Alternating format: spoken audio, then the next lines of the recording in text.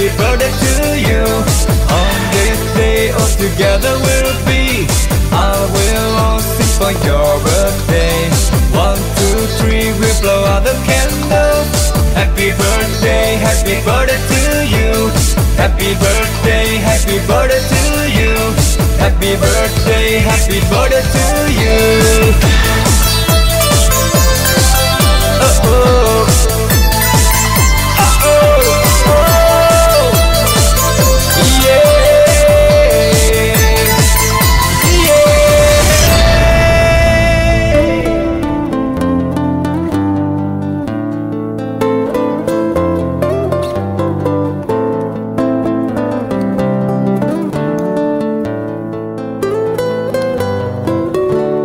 ngày hôm nay ta cùng hợp hát nơi đây, mọi người bên nhau ta hát mừng sinh nhật.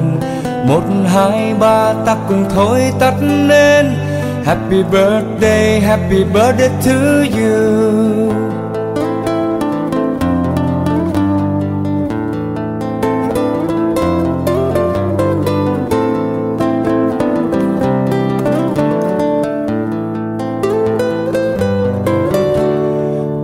This day all together we'll be, I will all sing for your birthday.